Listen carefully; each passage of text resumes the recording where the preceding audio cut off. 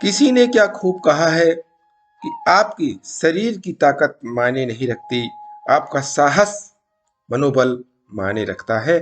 नमस्कार दोस्तों, मेरा नाम प्रेम प्रकाश पांडे है।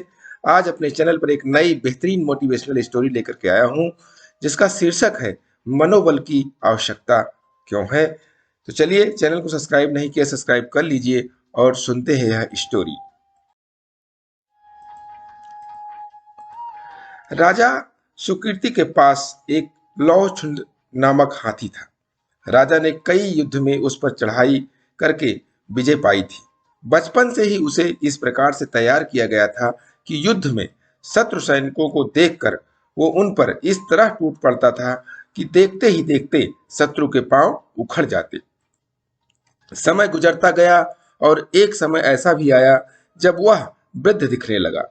अब वह पहले की तरह कार्य नहीं कर पाता था, इसीलिए अब राजा उसे युद्ध क्षेत्र में भी नहीं भेजते थे। वह सिर्फ हाथीशाला की शोभा बनकर रह गया।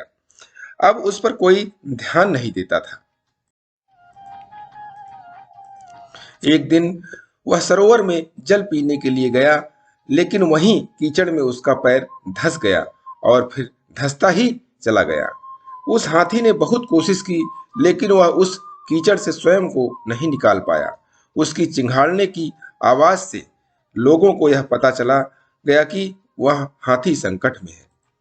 हाथी के फंसने का समाचार राजा तक भी पहुंचा। राजा समेत सभी लोग हाथी के पास आसपास इकट्ठे हो गए और विभिन्न प्रकार के प्रयत्न से उसे निकालने के लिए करने लगे, लेकिन बहुत देर तक प्रयास करने के उपरांत कोई मार्ग नहीं निकला। तभी गौतम बुद्ध मार्ग भ्रमण कर रहे थे।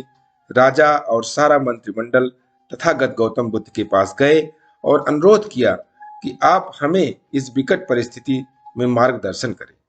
गौतम बुद्ध ने सबसे पहले घटना स्थल का निरीक्षण किया और फिर राजा को सुझाव दिया कि युद्ध का माहौल बनाया जाए।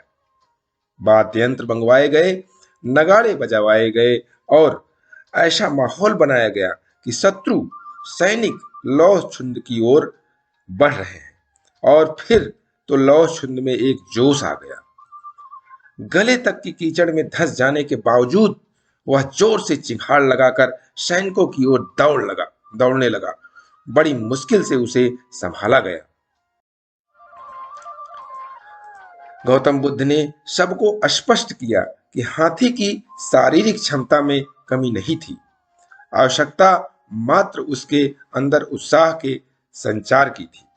जिसका मनोबल जाग जाता है वो असहाय और अशक्त होने के बावजूद भी असंभव काम कर सकता है। तो दोस्तों, एक शारीरिक बल होता है और दूसरा मानसिक बल होता है।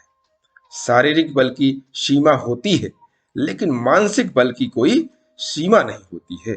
इसीलिए कहा गया है कि मन के हारे हार है और मन के जीते जीत।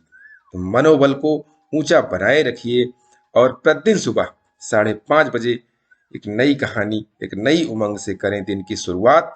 और तब तक के लिए छोटों से मिले प्यार और बड़ों से मिले आशीर्वाद और भगवान के सहारे के साथ यही कहूंगा जो हमेशा कहता चला आ रहा हूं कि काम तो सभी करते हैं, पर काम करो कुछ ऐसा कि उदाहरण बन जाए।